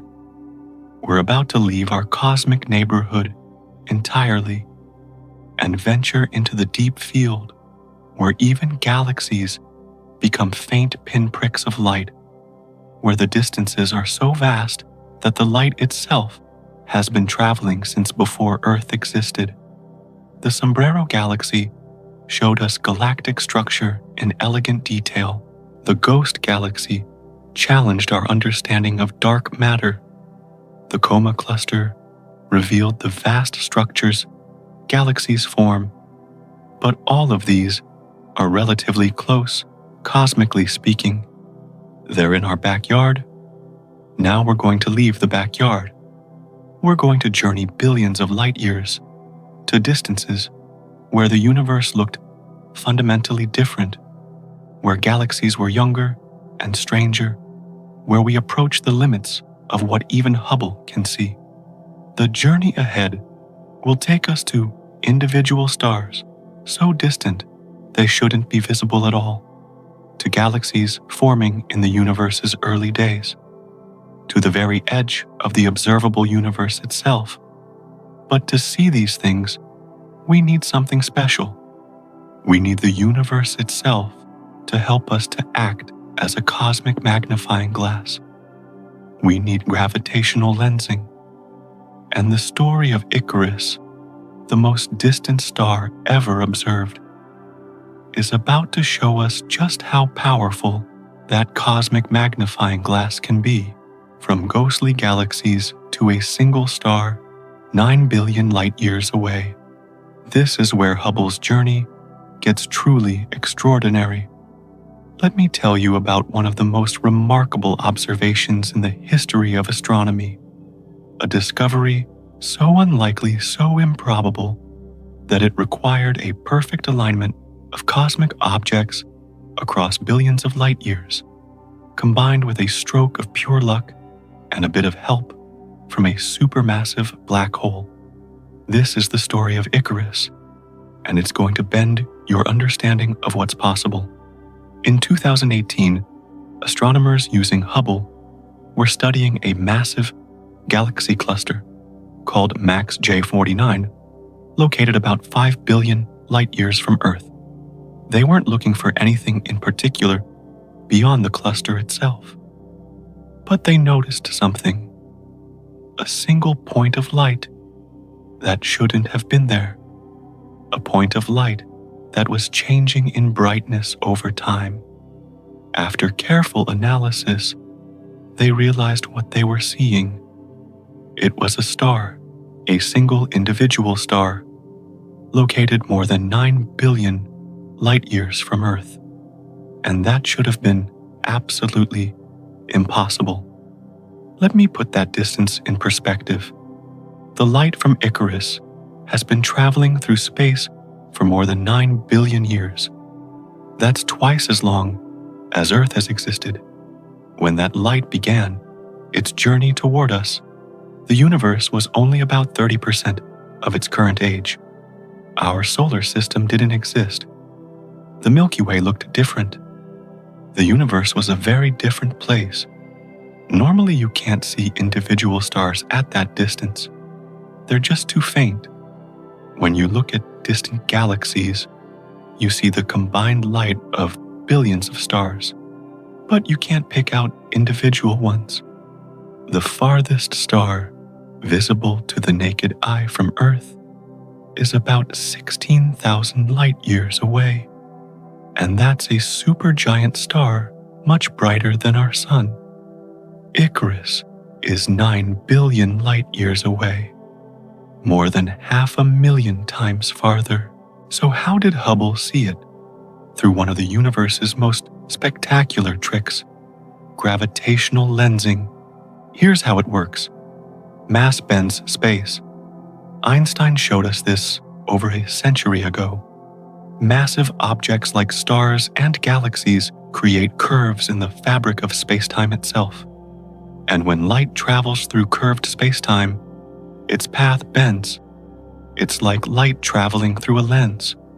Now, imagine a truly massive object like an entire galaxy cluster containing thousands of galaxies. The combined mass of all those galaxies creates an enormous gravitational field. If a distant object lies directly behind that cluster, from our perspective, the cluster's gravity can bend the light from that distant object around it, focusing it toward us like a giant cosmic magnifying glass. This is gravitational lensing. The galaxy cluster acts as a lens bending and amplifying light from objects behind it. It can make distant galaxies appear brighter and larger. In extreme cases, it can even create multiple images of the same object as light takes different paths around the lensing mass. In Icarus's case, the massive galaxy cluster, Max J149, was acting as a gravitational lens, amplifying the light from this distant star and making it just barely visible to Hubble. But there's more to the story. Even with the cluster's lensing, Icarus still shouldn't have been bright enough to see. This is where luck and a supermassive black hole enter the picture, as Hubble watched a massive object within the cluster, possibly a black hole weighing thousands of times more than our Sun, passed directly between us and Icarus. This created a temporary additional lensing effect, a phenomenon called microlensing, which further amplified Icarus's light for a brief period. It was like a cosmic alignment. The galaxy cluster lens, the microlensing object, Icarus, and us, all lined up perfectly across 9 billion light-years. The chances of this happening are almost infinitesimally small, but it did happen, and because it happened, we got to see something we should never have been able to see. Icarus is a blue, supergiant star, probably 100 times the radius of our Sun, and somewhere between 250,000 to 500,000 times more luminous. Even with that incredible brightness without gravitational lensing, it would have been completely invisible at such distances. The lensing magnified its light by a factor of more than 2,000 R, bringing it just within Hubble's detection limits. The astronomers named it Icarus, after the figure from Greek mythology who flew too close to the sun. In the myth, Icarus wore wings made of feathers and wax, and when he flew too high, the sun's heat melted the wax, causing him to fall. The name seemed fitting for a star we could see briefly before it faded from view as the micro-lensing effect ended. Think about the light you're hearing about. That light left Icarus 9 billion years ago. It traveled through expanding space, its wavelength stretched by cosmic expansion. It passed through vast voids containing almost nothing. It was bent by the gravity of galaxy clusters. And finally, after 9 billion years of travel, it reached Hubble's mirror and was captured. This light is older than Earth by more than double. When this light began its journey, the universe was a very different place. Galaxies were smaller, bluer, more irregular. Star formation was more active. The universe was denser, hotter, more chaotic. The light carries information about that ancient time encoded in its wavelength and intensity. And here's something to consider. Icarus might not even exist anymore. We're seeing it as it was 9 billion years ago. Stars like Icarus, massive blue supergiants, don't live very long. Maybe a few million years. It's entirely possible, even likely, that Icarus exploded in a supernova billions of years ago.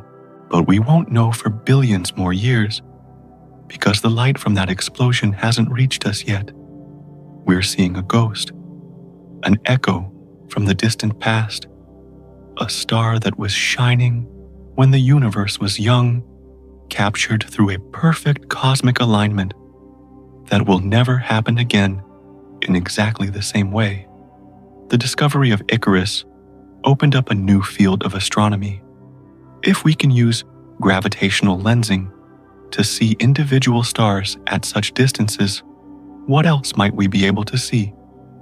Could we study the properties of stars from the early universe? Could we detect exoplanets around stars billions of light years away? If the conditions are right, astronomers are now actively searching for more stars, like Icarus, hoping to catch other temporary magnifications caused by microlensing events. Each discovery teaches us more about the early universe, about stellar evolution in different cosmic epochs, about the nature of the lensing masses themselves. Icarus was a breakthrough, a proof of concept, a demonstration that with the right tools and the right cosmic alignment, we can see things that seem impossible. We can peer across vast stretches of space and time to witness individual stars shining in the distant past.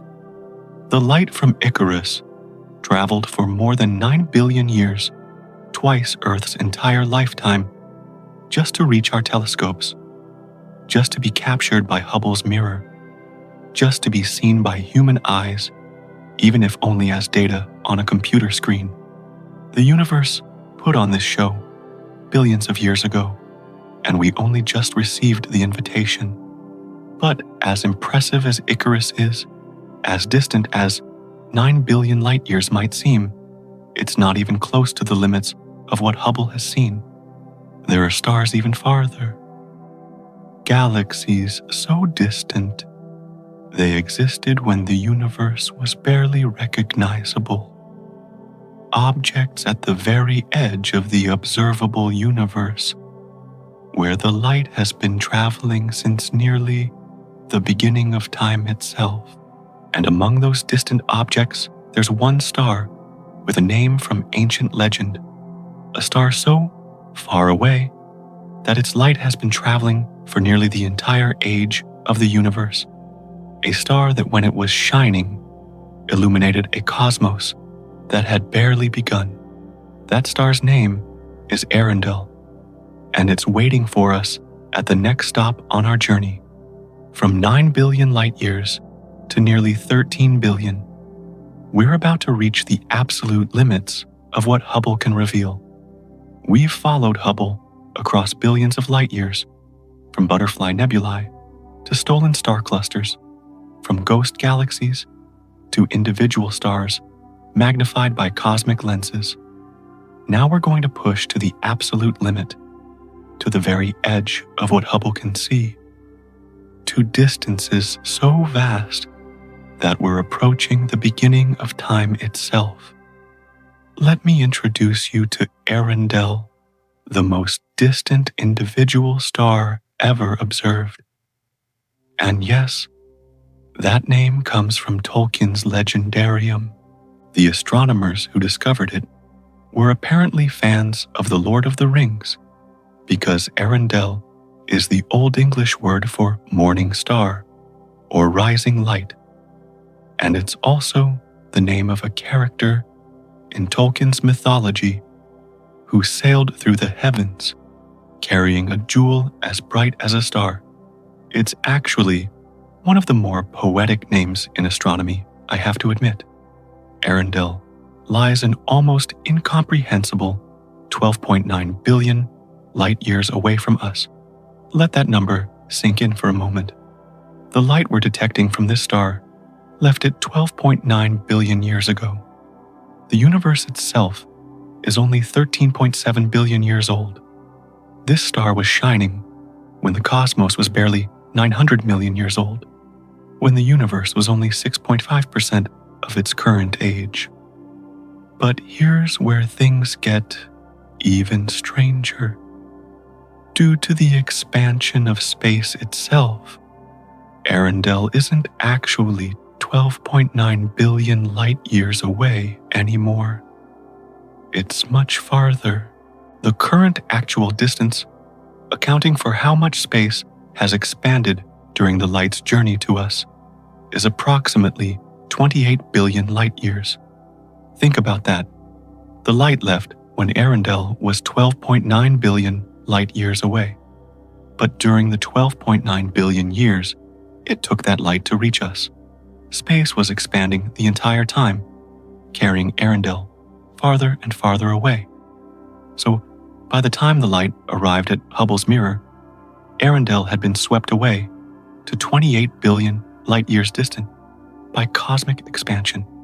Arundel is enormous. Estimates suggest it's somewhere between 50 and 100 times the radius of our Sun. Its surface temperature is around 20,000 Kelvin, making it far hotter than our Sun's 5,500 Kelvin surface. It shines with incredible brilliance, probably millions of times more luminous than our Sun. And even with all that power, even with gravitational lensing magnifying its light, it's still barely detectable. Like Icarus, Arundel was only visible because of gravitational lensing. A massive galaxy cluster called WHL0WAB37 sits between us and Arundel, bending and amplifying the starlight. Without that cosmic magnifying glass, Arundel would be completely invisible, just another undetectable speck in the ancient universe. But here's what makes Arundel potentially revolutionary. It might be what's called a population 3 star. These are the stuff of legend in astronomy, the first generation of stars, the very first stars to ever form in the universe. Let me explain. When the universe began with the Big Bang, it contained only the lightest elements, hydrogen, helium, and tiny traces of lithium. That's it. No carbon, no oxygen, no iron, no heavy elements at all. Those didn't exist yet. The first stars formed from this primordial material, pure hydrogen and helium, with almost nothing else. These population 3 stars would have been massive, hot, and incredibly bright. They lived fast and died young, exploding as supernovae and scattering the first heavy elements into space. The second generation of stars, population 2 stars formed from gas clouds, now enriched with those heavy elements. They contained more metals, as astronomers call anything heavier than helium. Our Sun is a population Y star, a third-generation star formed from material enriched by multiple previous generations of stellar death. But we've never actually observed a population 3 star. They existed so long ago, and they lived such short lives, that they should all be long dead by now. Finding one would be like discovering a living dinosaur. It shouldn't be possible. Yet Arundel might be one. Its extreme distance means we're seeing it as it existed in the very early universe, when population 3 stars could still exist. Its properties, its brightness, its temperature all match what we'd expect from such a primordial star, but we can't be certain. The observations are right at the limit of what Hubble can do. JWST has since observed Arundel as well, with its superior infrared capabilities, allowing more detailed study. The jury is still out on whether it's truly a population 3 star or a later generation star that just happens to be extremely distant. But either way, it's an extraordinary discovery. Due to its enormous mass, Arundel was probably doomed from the moment it formed. Stars that massive burn through their fuel incredibly quickly. It likely exploded as a supernova after only a few million years of life. So we're almost certainly looking at a star that no longer exists. It's been dead for over 12 billion years. We're just now receiving the light from its brief moment of glory. But let's push even farther, beyond individual stars, beyond anything Hubble can resolve in detail. Let's talk about HD1, the single most distant object ever observed.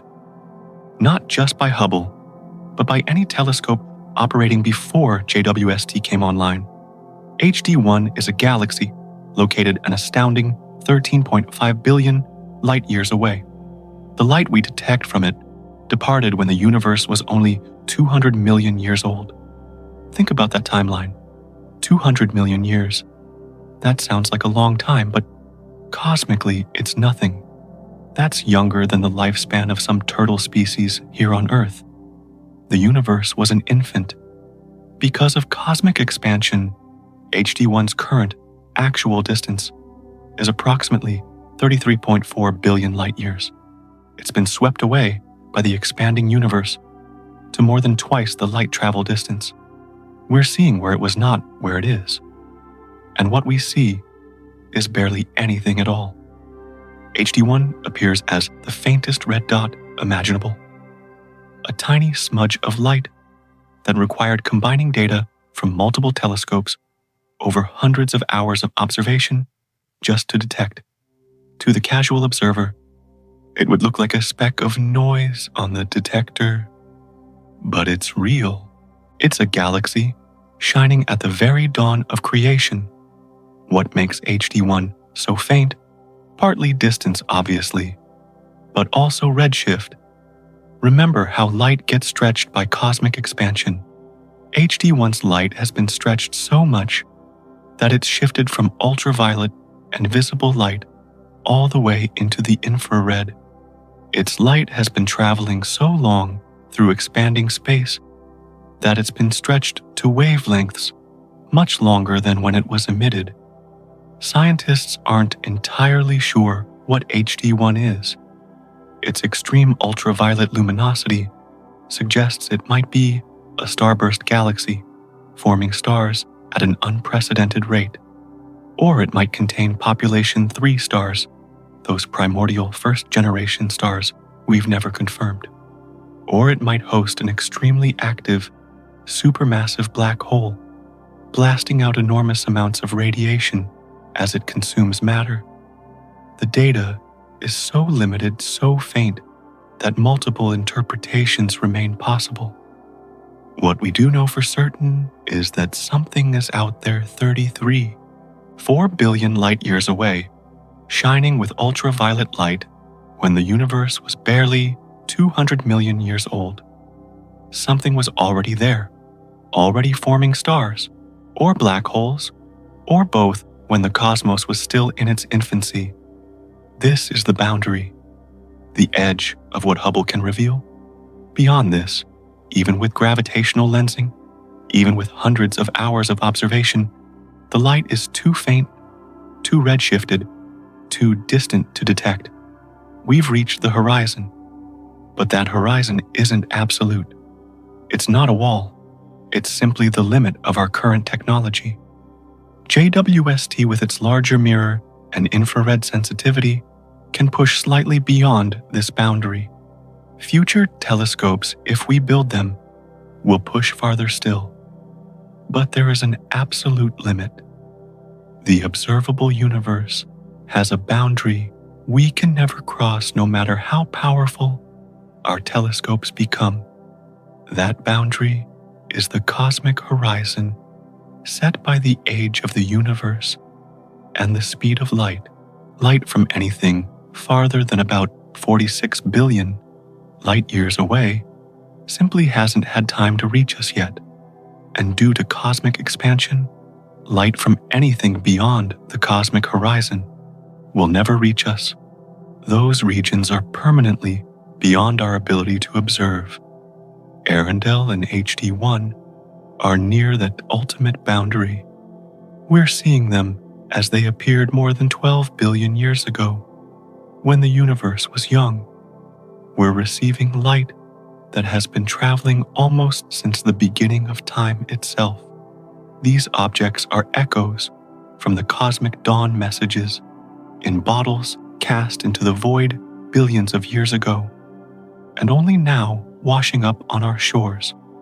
The journey from Webb's first deep field to HD1 has taken us across virtually the entire observable universe, from 13.1 billion light years to 13.5 billion light years.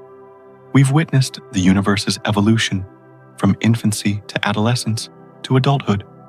We've seen stars being born and dying. We've watched galaxies collide and merge. We've traced cosmic history across billions of years. And through it all, Hubble has been our faithful guide. For over 3 decades, this telescope has shown us wonders we could barely imagine. It's pushed the boundaries of human knowledge farther than any single instrument before it. And even now, with JWST operational, Hubble continues to observe, continues to discover, continues to teach us about the cosmos, from butterfly wings to morning stars, from stolen clusters to the very edge of time. Hubble has given us the universe.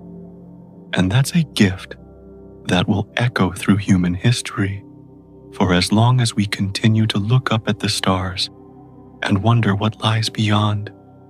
We've journeyed billions of light years across the universe, witnessing ancient galaxies and distant stars. Now let's come home. Let's return to our own solar system and explore a region that might seem less dramatic, but is no less fascinating.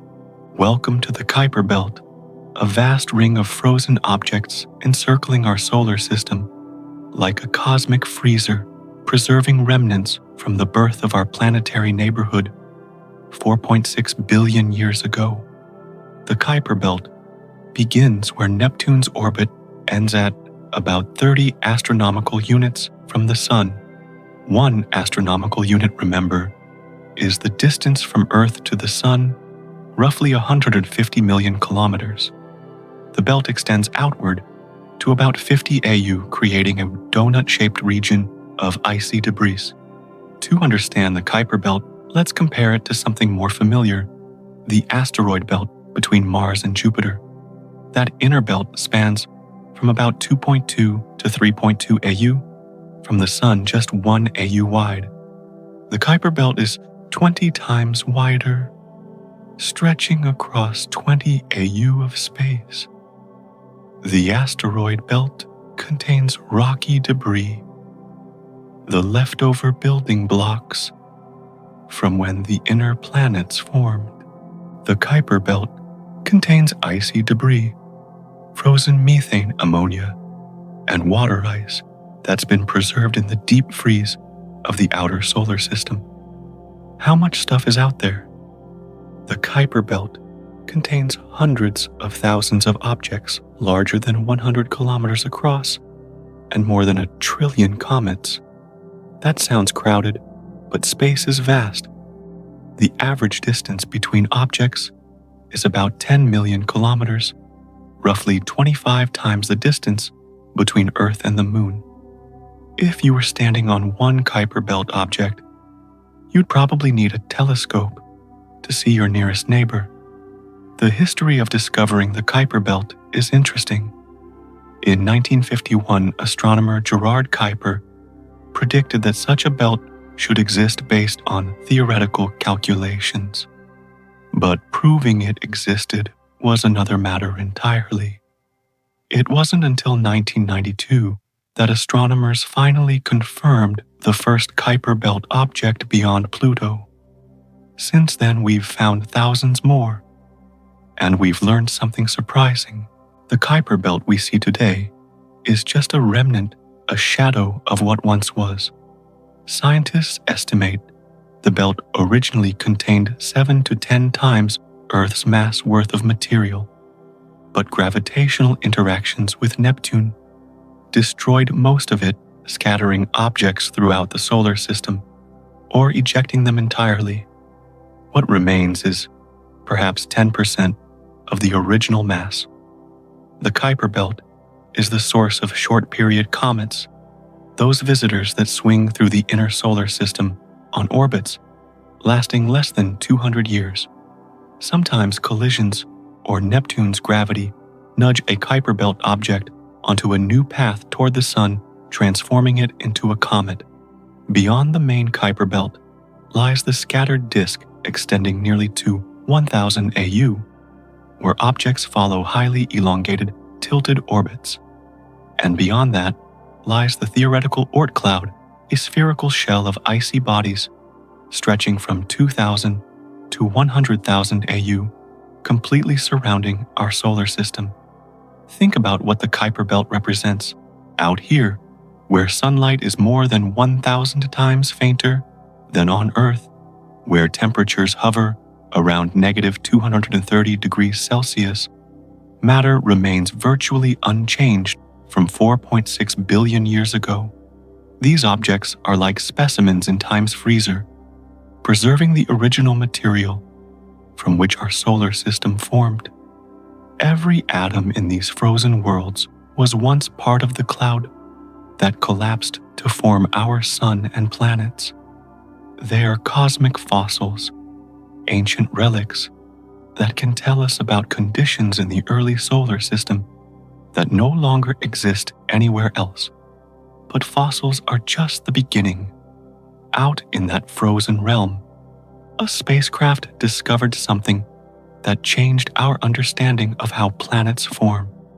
Only one spacecraft has ever visited the Kuiper Belt New Horizons. Launched in 2006, it flew past Pluto in 2015 and then continued deeper into the belt to encounter one of the strangest objects we've ever seen up close. This object, officially designated 2014 MU69, but named Arakoth, which means sky, in the Powhatan language, looks like a cosmic snowman, or more accurately, like a snowman that someone sat on. It's about 35 kilometers long, composed of 2 flattened lobes stuck together, creating that distinctive, squashed appearance. The flyby happened on New Year's Day, 2019, making it the most distant encounter in space exploration history. New Horizons passed just 3,500 kilometers above Arakoth's surface, while the object was 6.6 billion kilometers from Earth. That's nearly 45 AU. The radio signals took over 6 hours to reach home. But Arakoth's weird shape tells an important story. For decades, scientists debated how planetesimals, the building blocks of planets, actually formed. One theory suggested violent high-speed collisions smashed objects together. The other proposed gentle mergers, where objects slowly drifted together under mutual gravity. Arakoth answered that question decisively.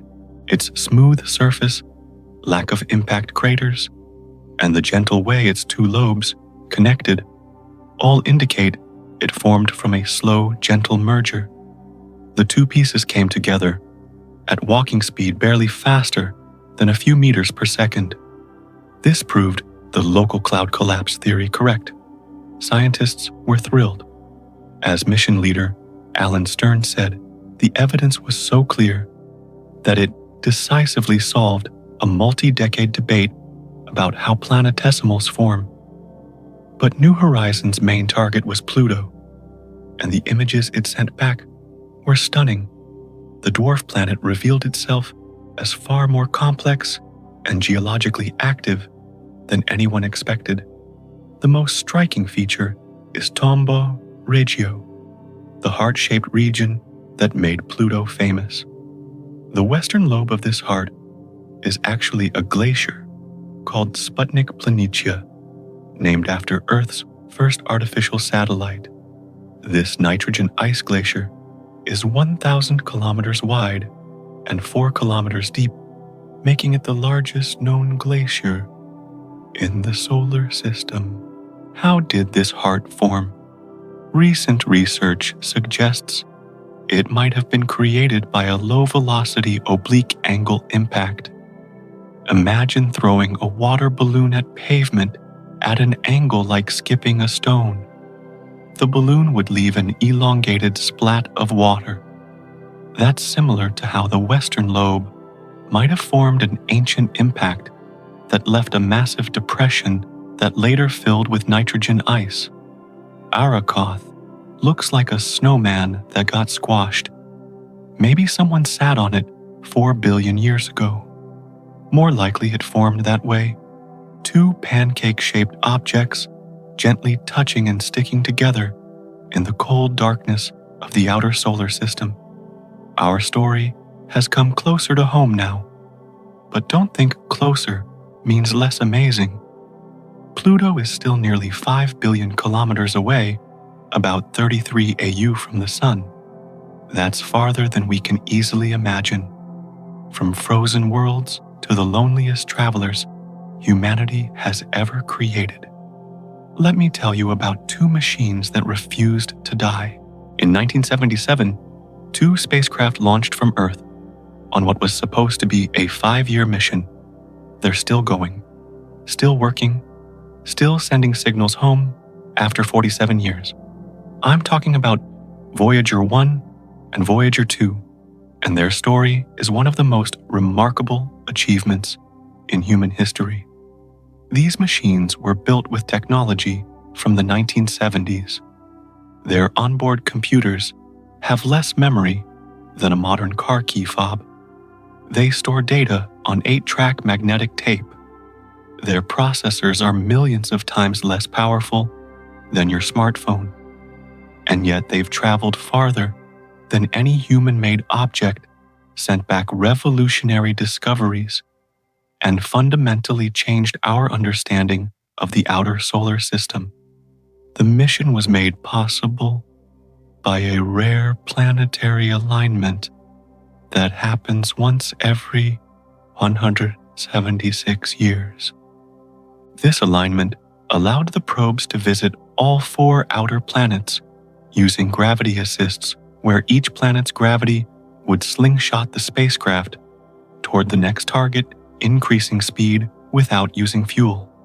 Voyager 1 launched second, but traveled faster, reaching Jupiter first in March 1979. Voyager 2 arrived 4 months later, What they found stunned scientists. On Jupiter's moon, Voyager discovered active volcanoes, not extinct craters, like on our moon, but erupting volcanoes shooting material 100 kilometers into space. Io is the most geologically active body in the solar system, with volcanic eruptions happening constantly.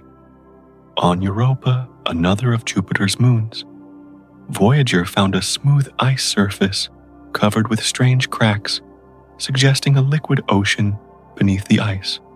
That ocean is now considered one of the most promising places to search for life beyond Earth.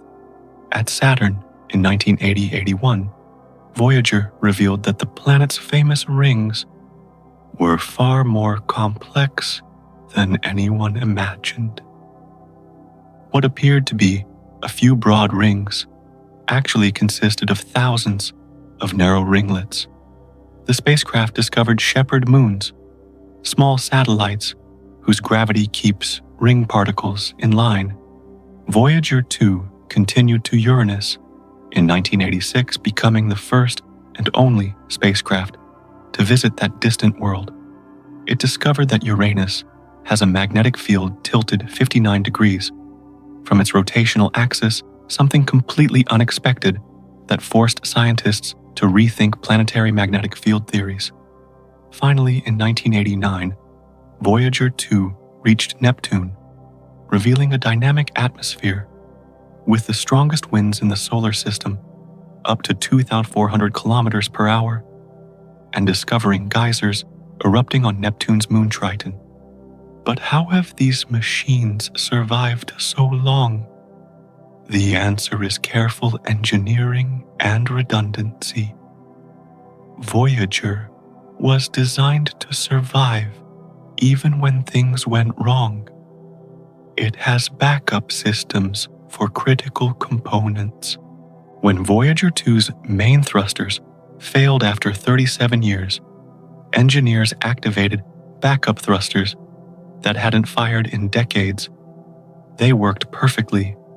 The spacecraft are powered by radioisotope thermoelectric generators that convert heat from decaying plutonium-238 into electricity. They were producing 157 watts at launch, about enough to power a laptop. That's declined over the decades as the plutonium decays, but there's still enough power to keep essential systems running. Voyager was designed to last 5 years. It's been 47 years and counting. That's a testament to doing things right from the beginning. The computer memory is less than an MP3 music file, but it's flown farther than anything else humans have built. Sometimes less really is more. These ancient machines have now crossed a boundary no spacecraft had ever reached before. They've left the solar system itself behind. In August 2012, something extraordinary happened. Voyager 1's instruments detected a sudden change. The density of plasma around it increased dramatically. The intensity of galactic cosmic rays surged. The characteristics of the solar wind disappeared. Voyager 1 had crossed the heliopause, the boundary between the sun's influence and interstellar space. It had become the first human-made object to leave the solar system and enter the space between stars. The heliopause sits at about 120 astronomical units from the sun, roughly 18 billion kilometers. That's where the solar wind, that constant stream of charged particles flowing outward from the sun, finally runs into the interstellar medium and stops. Think of it like a river flowing into the ocean. Where the river water meets the ocean, there's a boundary zone where the two mix. The heliopause is similar, except instead of water, it's plasma and magnetic fields. Voyager 2 crossed the heliopause in November 2018, also at about 120 AU. This was surprising. Scientists expected the heliopause to fluctuate with the solar cycle, moving inward and outward as the sun's activity changed, but both voyagers crossed at the same distance, despite crossing 6 years apart during different phases of the solar cycle. This meant the models were wrong. The heliopause is more stable than scientists thought. Sometimes, the universe teaches us that our assumptions need revision. Another surprise came from the magnetic field measurements. Scientists expected the magnetic field direction to change dramatically after crossing the heliopause, as the sun's magnetic influence gave way to the interstellar magnetic field. But both voyagers detected no such change. The magnetic field direction remained consistent across the boundary. This suggests the interstellar magnetic field near the heliopause happens to be aligned similarly to the sun's field, at least in our local region. It's a reminder that even after crossing such a momentous boundary, the universe can still surprise us. The space between the termination shock and the heliopause, called the heliosheath, turned out to be more complex than predicted.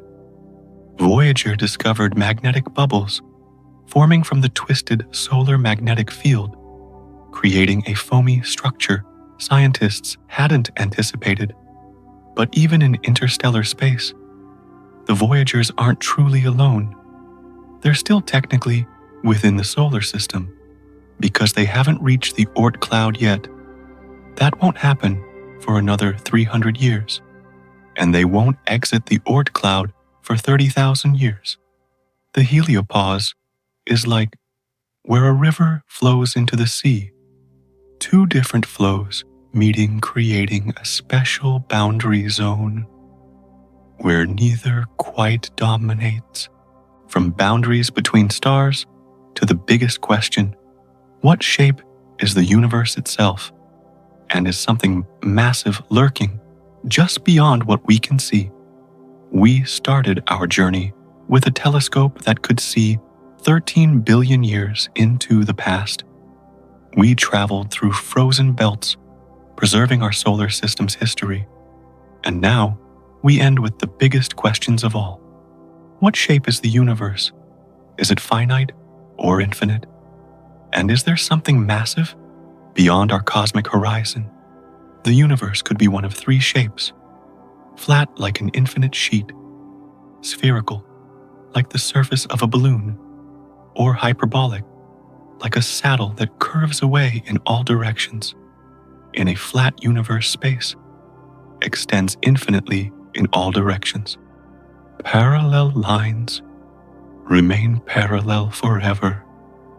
In a spherical universe, space curves back on itself. Travel far enough in one direction, and you'd eventually return to your starting point. In a hyperbolic universe, space curves away from itself, creating more and more room the farther you go. Current measurements suggest the universe is flat or very close to it. But there's a mystery that challenges this neat picture. It's called dark flow. In 2008, scientists analyzing the cosmic microwave background radiation discovered something strange. About 1,000 galaxy clusters were drifting in a particular direction at speeds between 600 and 1,000 kilometers per second, all moving toward the same region of space near the constellations Centaurus and Hydra. This shouldn't happen in a uniform universe. What could cause such a massive flow? The leading idea is that there's enormous mass beyond our observable universe, so massive its gravity influenced these galaxy clusters billions of years ago, before cosmic inflation swept it beyond our horizon. But here's the controversy. NASA's team found evidence for dark flow. The European Space Agency's Planck satellite team found no evidence.